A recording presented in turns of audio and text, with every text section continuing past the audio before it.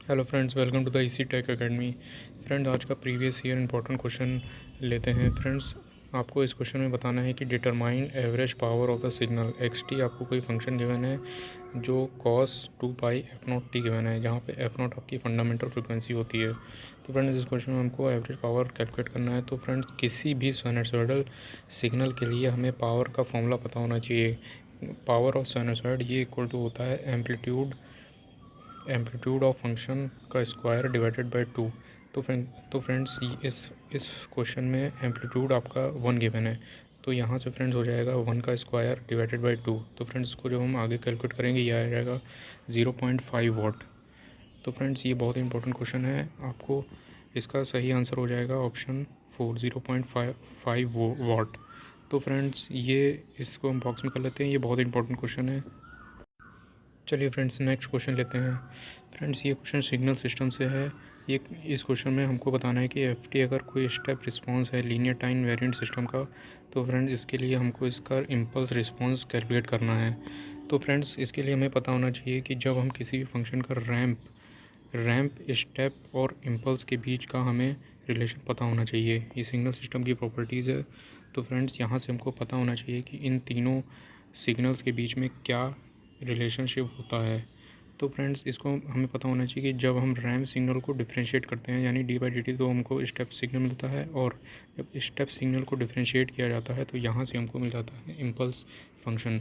तो फ्रेंड्स, ये आपको प्रॉपर्टी याद करनी पड़ेगी। तो फ्रेंड्स, इस क्वेश्चन में हमको H of T impulse response निकालना है। तो फ्रेंड्स, ये हो जाएगा D by D T off ramp function. तो फ्रेंड्स, यहाँ से स्टेप फंक्शन हो जाएगा। तो फ्रेंड्स, यहाँ से हमको पता है कि स्टेप एच ऑफ टी जो होता है वो डी बाई डी टी होता है स्टेप रिस्पॉन्स। तो यहाँ से जब हम इसकी वैल्यू पुट करेंगे डी बाई डी टी, तो फ्रेंड्स ये हो जाएगा आपका एफ ऑफ टी जो हमें क्वेश्चन में गिवन है।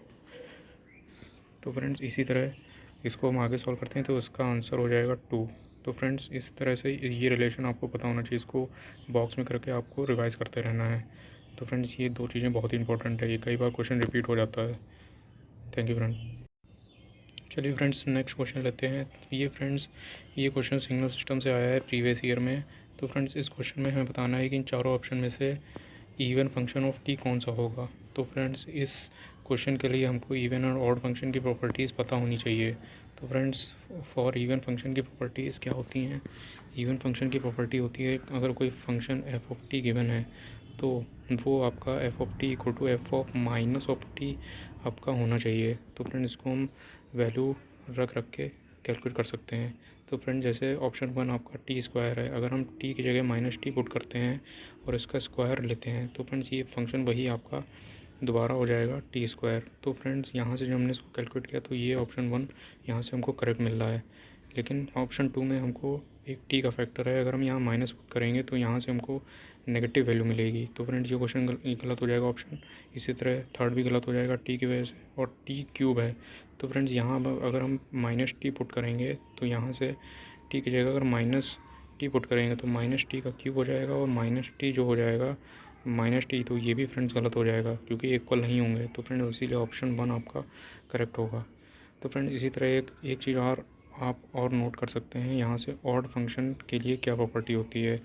तो फ्रेंड्स, इवन फंक्शन के लिए F of T equal to F of minus T होता है, लेकिन ऑड फंक्शन के लिए F of T equal to minus of F of minus T हो जाता है। तो फ्रेंड्स, ये दो चीज़ें आपको बहुत ही इंपॉर्टेंट है, इसको हम बॉक्स में कर लेते हैं। ये बहुत ही इंपॉर्टेंट चीज़ है।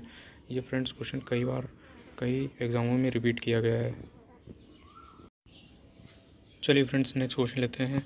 फ्रेंड्स, ये क्वेश्चन प्रीवियस ईयर में आया हुआ है। ये आपका इलेक्ट्रोस्टैटिक यानी एफटी सब्जेक्ट से लिया गया है। तो फ्रेंड्स, यहाँ से हमको बताना है कि अगर एक चार्ज कोई इस पोजीशन पे और माइनस चार्ज किसी इस पोजीशन पे है तो यहाँ से इन दोनों के बीच के इलेक्ट्रिक फील्ड इंटेंसिटी के बारे में, इसके डायरेक्शन के बारे में स्पेशली इस क्वेश्चन में हमें फाइंड करना है कि इसका डायरेक्शन क्या होगा।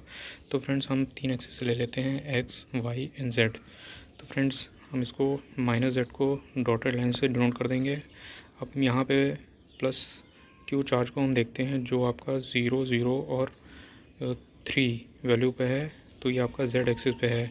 इसी तरह अगर माइनस क्यू चार्ज को हम लें और उसको पुट करके देखें तो ये आपका माइनस जेड एक्सिस की डायरेक्शन में दिखाई देगा, जिसका 0 माइनस 3 कोऑर्डिनेट है। तो फ्रेंड्स अब हमें ई कैलकुलेट करना है। इलेक्ट्रिक फील्ड इंटेंसिटी आपकी इस पॉइंट पे हमको कैलकुलेट करनी है, जो आपका पॉइंट एक्स एक्सिस पे होगा 4,0,0। तो फ्रेंड्स इसके कारण जो होगा प्लस क्यू के कारण इस पॉइंट पे आपका इस डायरेक्शन में आएगा, और इसी तरह माइनस क्यू के कारण आपका इसके अपोजिट डायरेक्शन में आएगा, क्योंकि यहाँ पे माइनस साइन है, क्योंकि यहाँ पे हमको प्लस साइन पुट करके एक टेस्ट चार्ज करके लेना पड़ेगा। तो फ्रेंड्स अगर हम इस इलेक्ट्रिक फील्ड का कंपोनेंट लेंगे तो आपका ये 2 डायरेक्शन में होगा, और इसी तरह जब माइनस क्यू के कारण जो आया है इसका कंपोनेंट लेंगे तो आपका ये इन दोनों डायरेक्शन में होगा, जो ग्रीन साइन से है माइनस क्यू के लिए। तो फ्रेंड्स ये वाला और ये वाला साइन आपका निगलेक्ट हो जाएगा, कैंसिल हो जाएगा। तो ये आपका नेट डायरेक्शन इलेक्ट्रिक फील्ड का आपका कुछ इस डायरेक्शन में आएगा, जो आपका नेगेटिव जेड डायरेक्शन में दिखाई दे रहा है। तो फ्रेंड्स यहाँ से इस तरह हम इस क्वेश्चन को सॉल्व करेंगे। इसी तरह ऑप्शन 4 आपका इस ऑप्शन का सही आंसर होगा।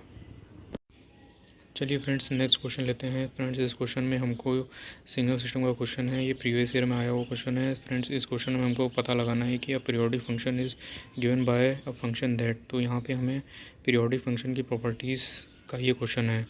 तो फ्रेंड्स यहाँ से हमको पता होना चाहिए कि इसकी पीरियोडिक फंक्शन की प्रॉपर्टीज़ क्या होती हैं। पीरियोडिक और अपीरियोडिक फंक्शन आपके लिए बहुत इंपॉर्टेंट होंगे,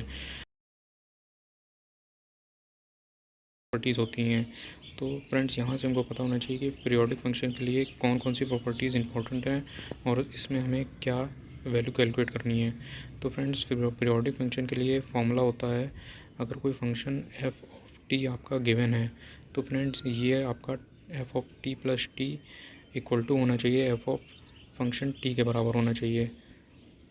तो फ्रेंड्स ये जहाँ पे आपका टी इक्वल टू आपका हो जाता है टाइम पीरियड, और टाइम पीरियड होता है ये फंडामेंटल टाइम पीरियड होता है।